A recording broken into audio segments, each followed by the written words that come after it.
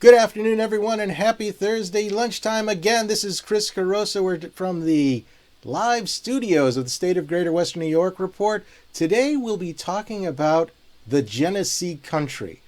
Not only the name itself and maybe what it implies, but also the Genesee Country Village and Museum, which has a lot of historic artifacts in it and also a lot of events.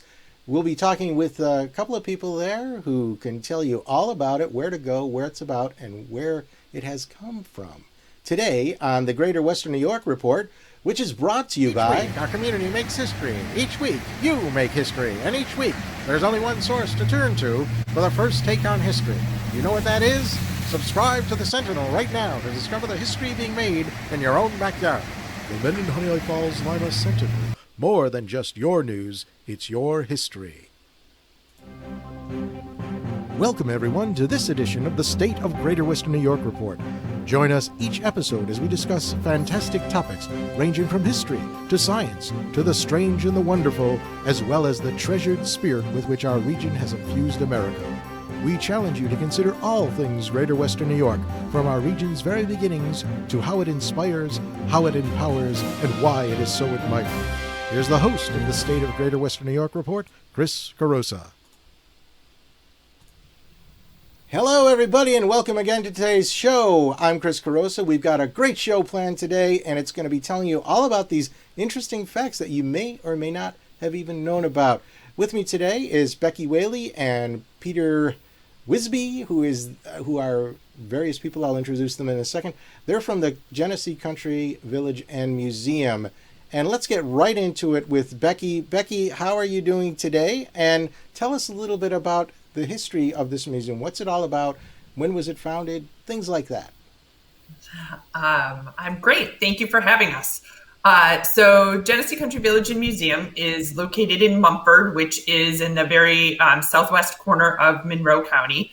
We are a living history museum, but we also have a nature center and a gallery. So I'll talk a little bit about each part of those. So our historic village is, you see it here, it's 68 buildings, all of which were moved to our site from throughout Western New York.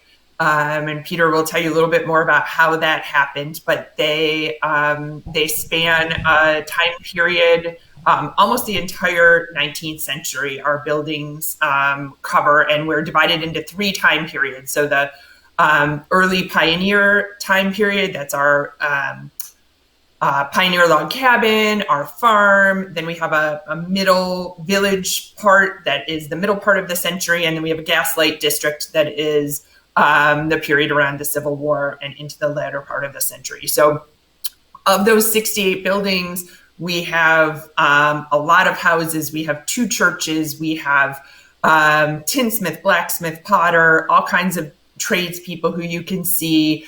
And we also have two churches, two schools, so all different kinds of things. You really get the whole vision of what the 19th century was like, what people in this area were involved with. Then in addition to that, we have our gallery, which has a collection of wildlife and sporting art, and a collection of fantastic 19th century clothing. And so both of those, there are rotating exhibits in that space. They change every season.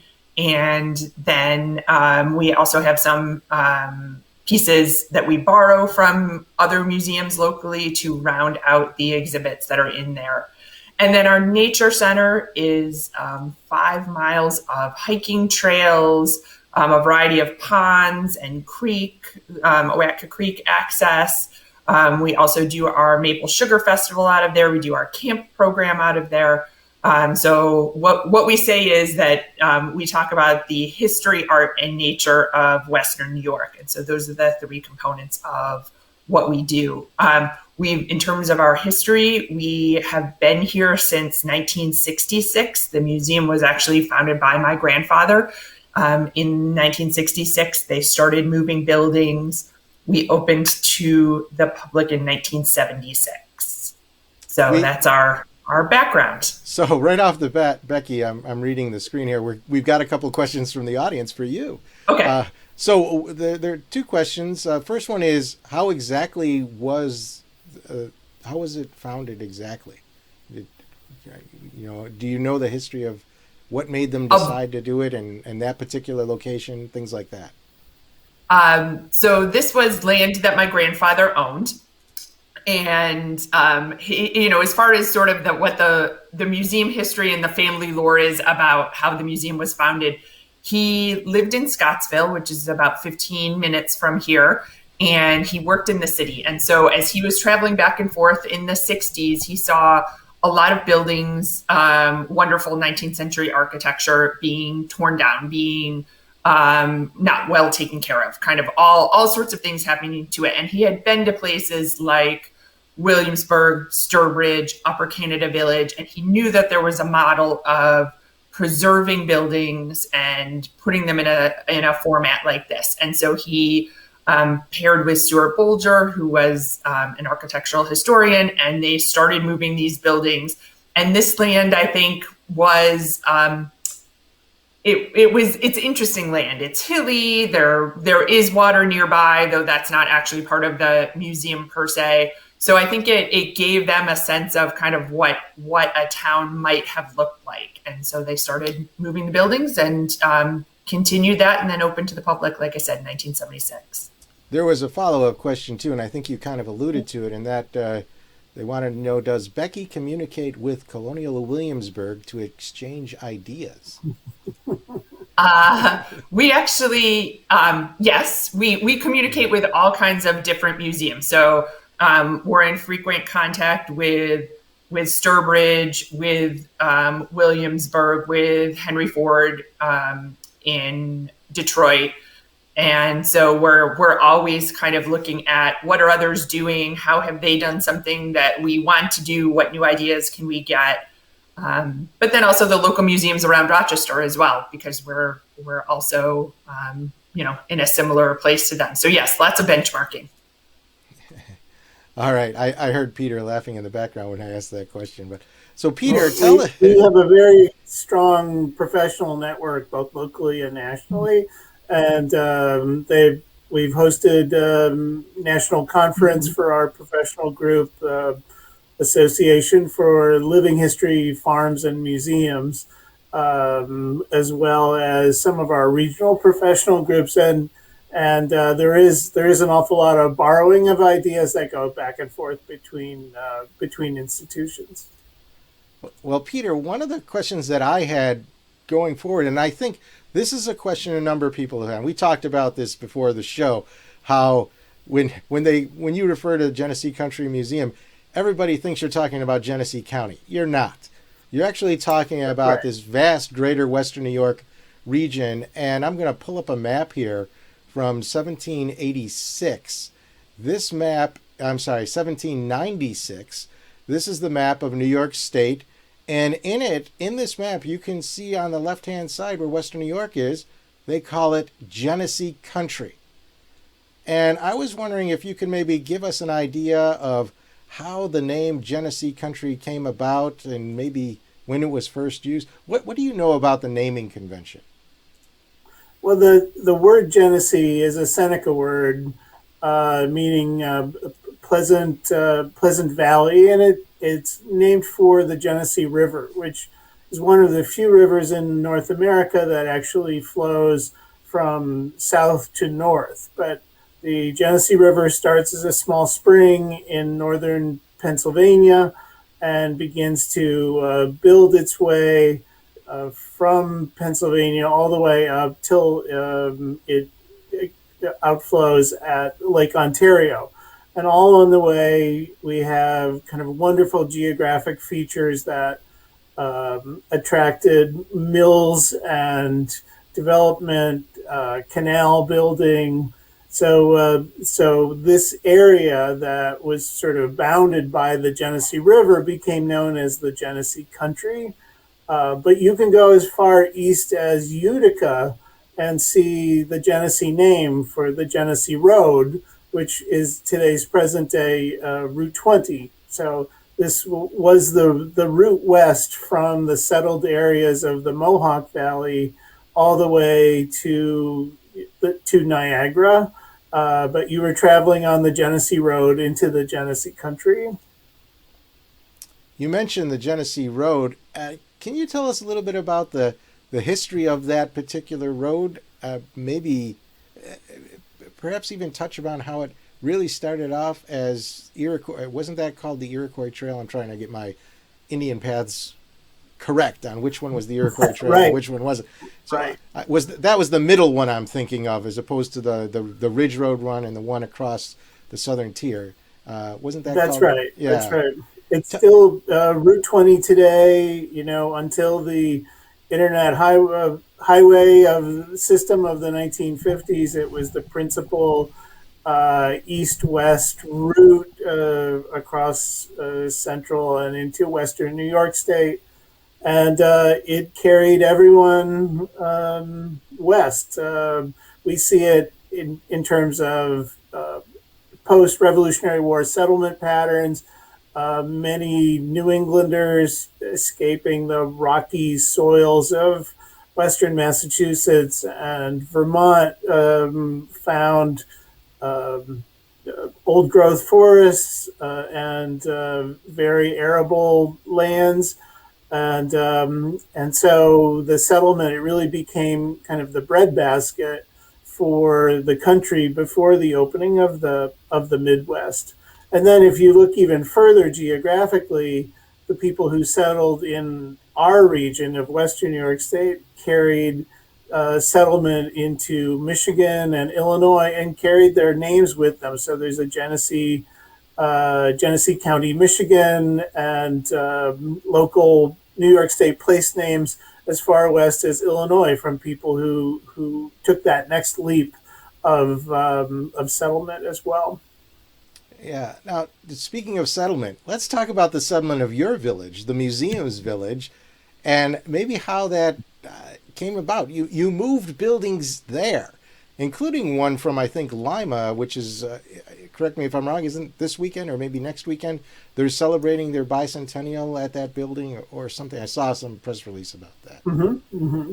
But the as Becky mentioned, John L. Wehle, the chairman of the Genesee Brewing Company, working in coordination with Stuart Bolger, the architectural historian and our first museum director, they had developed a list of about 30 different kinds of buildings that one would expect to find in a 19th century town. And they laid it out around a New England town square. And you can see this in existing places like Bath and Clyde and elsewhere where there is a village green, much like a New England town. And then they kind of brainstorm the kinds of buildings they would find, a mixture of civic buildings, religious buildings, and domestic spaces, and then set off on trips around the countryside looking for dilapidated buildings that could be taken apart and moved to the site and then reassembled.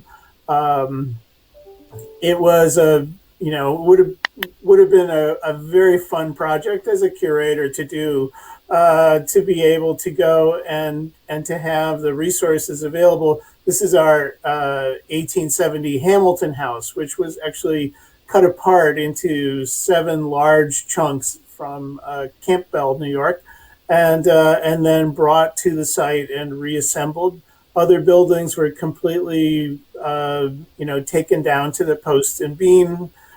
Some smaller structures were small enough that you could take the roof off and put it on the back of a truck and be brought to the site. So every building has a little bit of a different origin story, but taken together, it is a fairly complete kind of architectural history of the late 19th century. Our earliest buildings date to 1797 from Lima, and Livingston County is celebrating its 200th anniversary here at the museum this weekend. But this year, Monroe County is also celebrating its 200th anniversary as well, since they were both broken off of Ontario County.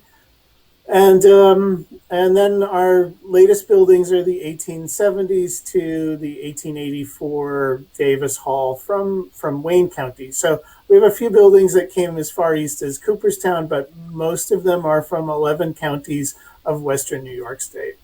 Well, we'll pick this up in a moment, but first we're going to take a break. You're listening to the Greater Western New York, the State of Greater Western New York Report. I'm Chris Curator, and we'll be back right after this message.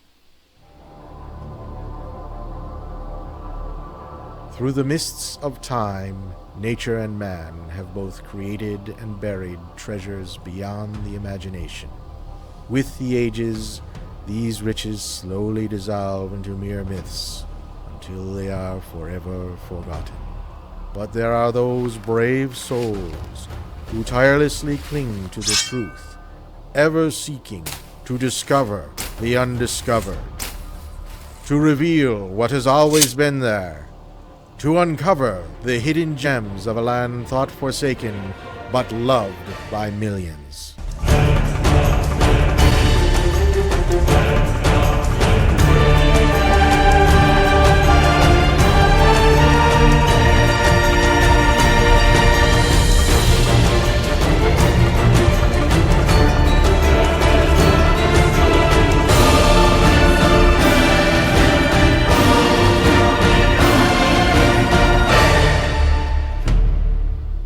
50 Hidden Gems of Greater Western New York. Discover the secrets in your own backyard. Buy your copy now at 50hiddengems.com. Welcome back. And again, this is a really interesting thing. Peter, I'm going to ask you a couple of questions before we go back to Becky, who's going to tell us about some upcoming events. But I had a few questions about the building, and whoa, we got another one coming across here. This is one, we'll defer mine. We'll go to the audience question first, and that is, how many living museums are there in the United States, like yours? Either one of you can answer that. I'll just keep you both on the screen. All right. That's an excellent question. It really depends on kind of the scope. I mean, we are the largest living history museum in New York State and the third largest collection of buildings in the country. But there are many places, many historical societies, and museums that have maybe one building or two buildings, but carry on the living history interpretation with costumed interpreters. There's about 1,800 to 2,000 member organizations in ALFAM, and they span Canadian institutions all the way out to sugar plantations in Hawaii. So there are many different interpretations, time periods, and geographic locations. Even within New York State, we have some smaller ones in Wayne County, the Farmers Museum in Cooperstown, and then individual sites in the Niagara region as well. So when you speak about the Niagara region, you mentioned bicentennials for Livingston County and Monroe County. This is also the bicentennial year for Erie County, as listeners to this show saw a few weeks ago. Do you have any buildings from Erie County or some of those other western counties within the Genesee Country? Not Erie County, but as far west as Allegheny County. Our octagonal house, the Hyde House, is from Friendship in Allegheny County. Campbell House, or the Hamilton House from Campbell in, what would that be? Schuyler County, I believe it is. Now you're putting me on the spot. And then as far east as the Romulus Female Seminary, and a couple of small shop buildings from Otsego County as well. Are you still looking for more buildings to accumulate, or are you pretty much saturated? I do still get calls about buildings, and people interested in seeing it, but I have to disappoint them because we really feel like we're beyond the growth stage of the museum, in that our our mission and our stewardship really is to maintain what we already have, to keep roofs on buildings, to keep paint on things, and to interpret what we have. 68 is a lot, as you can imagine, to be responsible for, and we just, there are some wonderful buildings out there, but we encourage local organizations to be the preservationists for those. Well, I'm going to probably put you on the spot one more time before I ask Becky to talk about events. And that is, you said your oldest building is from 1797, right? That's right. I don't know the answer to this question, so it's not one of those gotcha things. I'm just curious. Do you know what the oldest, I'll call it American building, so this would be post-Revolutionary War building in Western New York might be? Oh, that is a tough question. I don't know specifically, but again, looking at those early settlement patterns along the Genesee Road, our 1790s buildings are from areas that were settled early in that time period. So the Humphrey House is from Lima, which was a pretty well-established village in that time period. I would look at,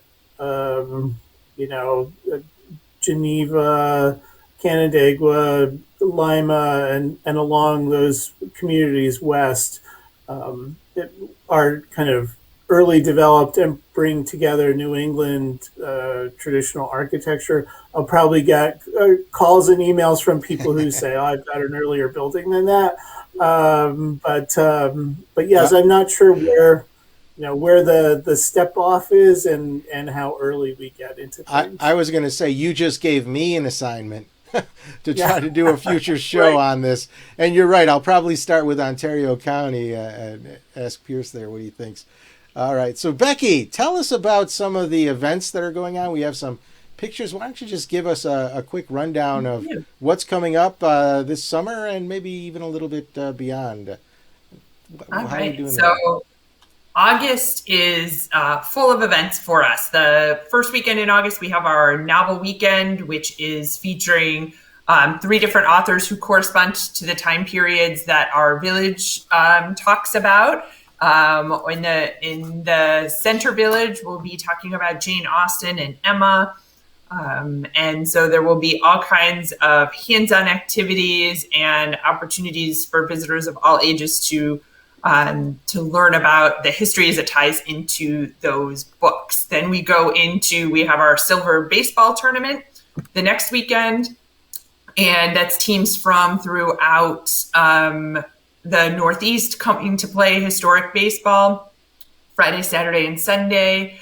And then we also have our Fiddler's Fair later in August, and so that's all sorts of musical traditions from Western New York and amateur players coming with their instruments and jamming and teaching the younger generation about the history of music in the 19th century. So that takes us through August, but also what we have is our Kids Free Days. So those go every week, every Thursday in August, starting August 5th.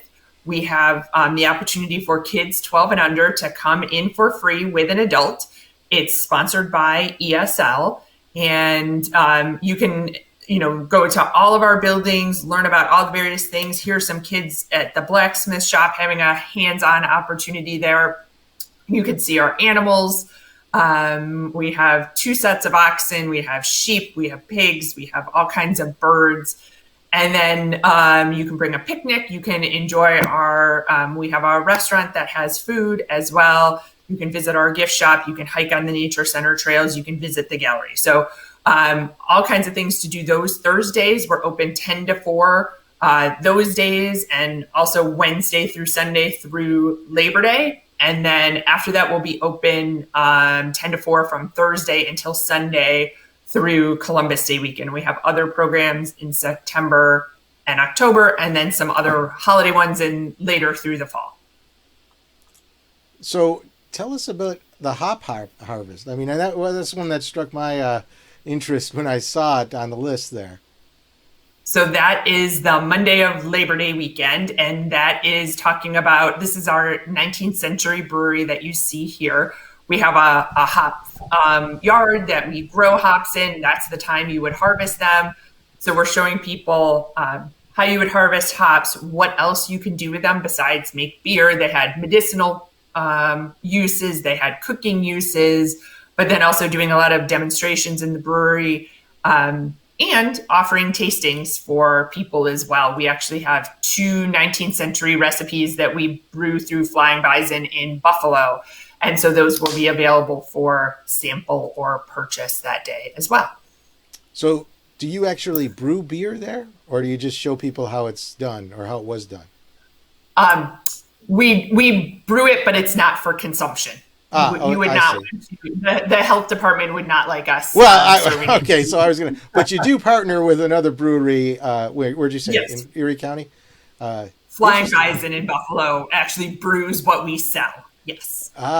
This is very interesting. I have out of town guests who frequently ask me, where can I get some unique beer, so I can tell them to go to the Genesee Country Village and Museum and buy beer from the 1800s. Well, actually not, but the recipe was from the 1800s. Recipe. So speaking about going there, tell us, how do people go there? Is it right off the thruway, or do they have to take 5 and 20, or how do they get to the museum? It depends which direction you're coming from. So we're just outside of Caledonia if you are on 5 and 20. We are also located on the thruway between the Henrietta exit and the Leroy exit. So depending on which way you're coming, you would get off at one of those. And I would really encourage people to go to our website. It has days that we're open. It features our daily activities. So we have gatherings and tours every day that we offer, but it also talks about our special events. And you can also follow us on social media. So we have a very active Facebook page that highlights what's coming up. And we also are on Instagram and Twitter as well. So that's the best way to know what's happening. And sometimes, especially in these times, things change. So, staying in touch with us is the best way to know what the latest on events is. And what's that website address again?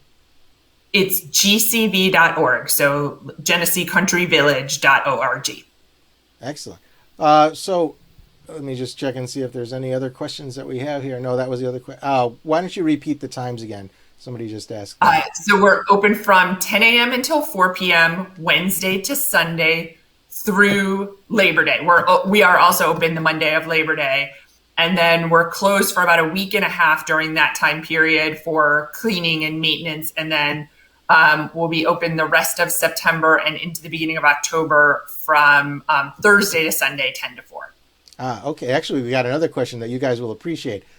If somebody wanted to buy a gift that was associated with the museum, how do they do that? On our website, we have a store that you can see many of the things, I would say, that we have for sale. So we have some wonderful 19th century pottery and several different patterns that is for sale on there. We also have memberships. A gift membership is a great way to give someone the chance to come to the museum for free for a year. Or you're also welcome. Our store is open the same hours that the museum is open, and you don't need to pay admission to come and see what we have there. Excellent. And of course, we have to remind anybody you can't buy beer there, but you could. You can't send it. No, you can't send it. Yeah. So it sounds. You can't be ordering. Yeah, it sounds like a really great place. I know I've been there. I took the family there. The kids loved it, and schools go there too, right? Don't you have a bunch of schools that often will have field trips there? At least used to, before, when they still had. Yes. Field trips. In a normal year, we see a lot of fourth graders because that's when they talk about New York State history. We did finally this spring start to see some field trips coming back, and so we're hopeful that in the fall we'll see even more. We'll talk to you guys again, because I'm talking with educators about New York State history, 4th and 7th graders, teachers, and there's probably a way that we can put on a pretty good show. around that area that the schools could use. I mean, we're airing live during what's normally a school day, so why not give them some content that they could actually have their kids watch? How about that? Just thought of that. Absolutely. We have a very kind of the COVID issues help to actually, in a sense, strengthen some of our digital presentations for educators. And so we have a very robust digital educational media, as well as encouraging or using that as a gateway to attract for actual field trip visitations as well. Well, Becky, Peter, thank you very much for being a part of today's show. It was very active, a lot of great questions from the audience. You guys have amazing knowledge and stories, and definitely we'll have to have you back again, maybe when you have events for the winter coming up, because I know that you can do that too. All right, we'll see you all next week. Don't forget, we air live every Thursday at noon, replay at 1:30 on our YouTube and Facebook channels. I'm Chris Carosa saying thank you again for watching the State of Greater Western New York Report.